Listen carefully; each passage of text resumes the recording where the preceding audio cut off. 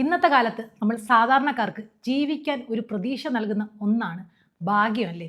എന്നെ സംബന്ധിച്ച് ഈ ഭാഗ്യം എന്ന് പറയുന്നത് ചായയിൽ മുക്കുന്ന ഒരു ബിസ്ക്കറ്റ് പോലെയാണ്. ഒന്ന് മുക്കി പൊക്കുമ്പോൾ പിന്നെ അരിപ്പയിട്ട് അരിച്ചാൽ പോലും പൊടി പോലും ഇല്ല കണ്ടുപിടിക്കാൻ. എന്നാൽ വേറെ ചിലർക്ക് ഈ ഭാഗ്യം എന്ന് പറയുന്നത് GST പോലെയാണ്. തൊട്ടേനും പിടിച്ചതിനും ഒക്കെ കാണും. നമസ്കാരം, വീണിടം വിദ്യയാക്കുന്നവൾ നിങ്ങളുടെ സ്വന്തം വിദ്യ.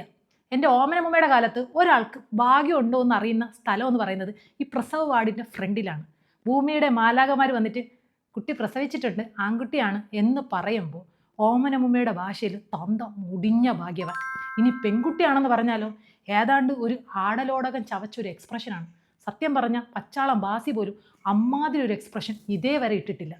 കുഞ്ഞുനാളിൽ നമുക്കെല്ലാം ഭാഗ്യം എന്ന് പറയുന്നത് എക്സാം സമയത്ത് ഒരു പാവൻ ടീച്ചർ എക്സാം ഡ്യൂട്ടിക്ക് വേണ്ടി വരിക, എഴുതി കൊണ്ടുപോയ തുണ്ടെല്ലാം ഒരു കുഴപ്പമില്ലാതെ ഫുള്ളായിട്ട് എഴുതാൻ പറ്റുക, അതൊക്കെയല്ലേ.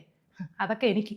ഞാൻ ആലിപ്പഴം പഴുക്കുമ്പോൾ കാക്കയ്ക്ക് വായ്പുണ്ടെന്ന് പറയണ പോലെ ഇരുന്നിരുന്ന് സിത്താര ടീച്ചർ ക്ലാസ്സിലോട്ട് വരണേൻ്റെ അന്ന് ഞാൻ എഴുതി വെച്ച തുണ്ടിൽ ഒരൊറ്റ എണ്ണം പോലും ചോദിച്ചിട്ടുണ്ടാവില്ല.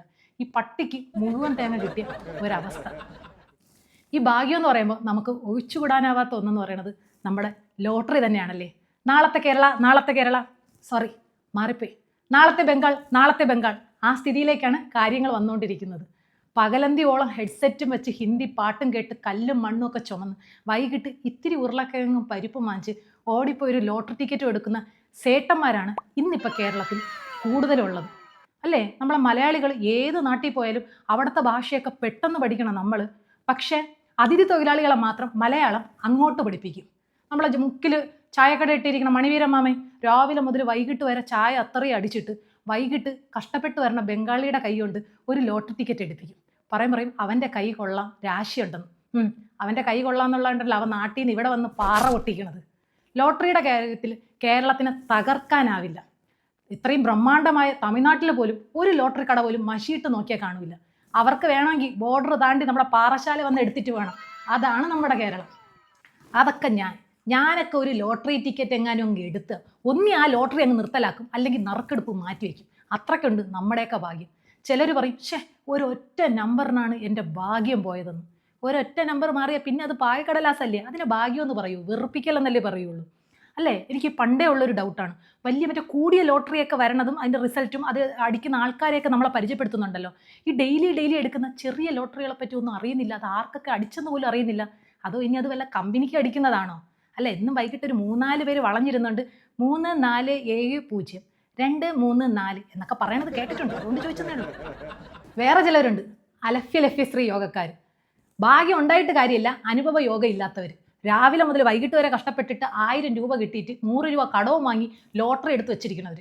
ഭാഗ്യം വന്നിട്ട് വേണം വീട് പാല് കാച്ചിട്ട് വേണം പൈൽസിൻ്റെ ഓപ്പറേഷൻ നടത്താൻ എന്ന് ചിന്തിക്കുന്നവരുണ്ട്.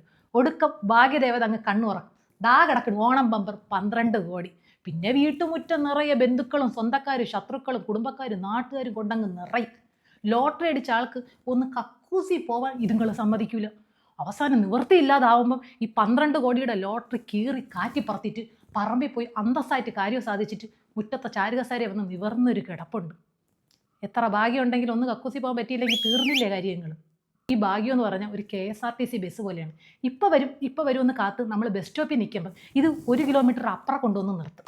എന്നിട്ട് നമ്മൾ ഓടിപ്പോയി കയറാമെന്ന് വിചാരിക്കുമ്പോൾ ഡബിൾ ബെല്ലടിച്ചങ്ങ് വിടും. എന്നാൽ വിട്ടുവിടല്ലോ എന്ന് വിചാരിച്ചിട്ട് നമ്മൾ അഡ്വാൻസ് ആയിട്ട് 1 കിലോമീറ്റർ അപ്പുറം പോയി നിന്ന് കഴിഞ്ഞാൽ 1 കിലോമീറ്റർ ഇപ്പുറം കൊണ്ടുവന്ന് നിർത്തും. അപ്പോഴും കിട്ടൂല. വീണ്ടും പ്രതീക്ഷ കൈവിടാതെ കാത്തു കെട്ടി നിൽക്കുമ്പം ഈ ബസ് റോഡിൻ്റെ നടുക്കൂടെ പോയപ്പം ഒരു ബൈക്കുകാരെ ഓവർടേക്ക് എന്ന് പറഞ്ഞ് ചെയ്തു എന്ന് പ്രതിഷേധിച്ച് മിന്നൽ പണിമുടക്കും. അത്രയേ ഉള്ളൂ നമുക്കൊക്കെ ഉള്ളൊരു ഭാഗ്യം എന്ന് പറയുന്നത്. ഭാഗ്യത്തിന് റിലേറ്റ് ചെയ്യുന്ന ഏറ്റവും വലിയൊരു പഴഞ്ചൊല്ലുണ്ട്, കണ്ണി കൊള്ളാനുള്ളത് പുരികത്ത് കൊണ്ടുപോകുന്നു. ഞാൻ അതല്ല ആലോചിക്കുന്നത്. ഒരിടത്തും കൊള്ളാതെ പോകുന്നതിനല്ലേ ഈ ഭാഗ്യം എന്ന് പറയണത്. ഒരാൾ ഒന്നും ചെയ്യാതെ റോഡിൻ്റെ സൈഡിൽ കൂടെ പോയപ്പോൾ ഒരു വണ്ടി ഇങ്ങോട്ടിടിച്ച് ഹോസ്പിറ്റലിൽ കിടന്നപ്പോൾ അവൻ്റെ വകയിലൊരു അമ്മായി വന്നിട്ട് ഭാഗ്യമുണ്ട്, കണ്ണി കൊള്ളാനുള്ളത് പുരികത്ത് കൊണ്ടുപോയല്ലോ എന്ന്. 2 കാലും ഒടിഞ്ഞ് നടുവും തളർന്ന് തലയിൽ 10 സ്റ്റിച്ച് വിട്ട് കിടക്കണ അവന് ചോദിക്കണമെന്നുണ്ടായിരുന്നു, ഇതാണോ തള്ളേ ഭാഗ്യമെന്ന്. താടിയലിന് പൊട്ടലുള്ളതുകൊണ്ട് നാക്ക് പൊക്കി ചോദിക്കാൻ പറ്റില്ല. പക്ഷേ അവർ പറഞ്ഞതിലും കാര്യമുണ്ട്. പോയാൽ തിരിച്ചു വരാത്ത ഒരേ ഒരു കാര്യം അത് ജീവനല്ലേ, അതും ഒരു ഭാഗ്യം തന്നെ. അതുപോലെ പച്ച വീട്ടിൽ ഇത്രയേറെ ക്ഷണിക്കപ്പെട്ട ഒരു ജീവി വേറെയില്ല. ഏത് വീട്ടിൽ ചെന്ന് കയറിയാലും ആ വീട്ടിലുള്ളവർക്ക് സന്തോഷം മാത്രം. എന്തോ പണം വരാനുണ്ടെന്ന്. പച്ച വീട്ടിലെ മൈൻഡ് വോയിസ് കേട്ടിട്ടുണ്ട്. എന്നെ പ്രതീക്ഷിക്കാതെ വല്ല പണിക്കും പോകെ ഞാൻ എന്തോന്ന് ATM മെഷീനാണ്. ഈ പച്ച വീട്ടിൽ അതും പ്രതീക്ഷിച്ചിരിക്കുമ്പോഴത്തേക്ക് ദാ പറഞ്ഞ ആ വീട്ടിലെ ചെറിയ കുരുപ്പ് ഒറ്റയടി ഭാഗ്യം കഥം പോകുക. എവിടെ പോയി ഭാഗ്യവും പണമൊക്കെ? അതെ, സ്വന്തം ജീവൻ രക്ഷിക്കാൻ ഒന്ന് പറന്നു പോകാൻ പോലും കഴിയാത്ത ആ ജീവിയാണോ ഇനി പണം കൊണ്ട് മറിക്കാൻ പോണത്? ഈ ഭാഗ്യത്തിന് ഏറ്റവും കൂടുതൽ വിശ്വസിക്കുന്നത് സിനിമാക്കാരാണ്. ഭാഗ്യ നടൻ, ഭാഗ്യ നടി, ഭാഗ്യ ലൊക്കേഷൻ, ഭാഗ്യ നിറം, ഭാഗ്യ നമ്പർ. ഒരു സിനിമ എടുത്തു, അതിൻ്റെ കഥ കൊള്ളൂല്ലെങ്കിൽ ആ സിനിമ പൊട്ടിപ്പോയ ഉടനെ അതിൽ അഭിനയിച്ച നടനും നടിയും ഭാഗ്യക്കേടുള്ളവരാവും. പിന്നെ സിനിമാ നടൻ്റെ നടിയുടെയൊക്കെ ഭാഗ്യം കൊണ്ടല്ലേ സിനിമ ഓസ്കാർ ലെവൽ വരെ എത്തുന്നത്. അതൊരു അവിയലാണ്.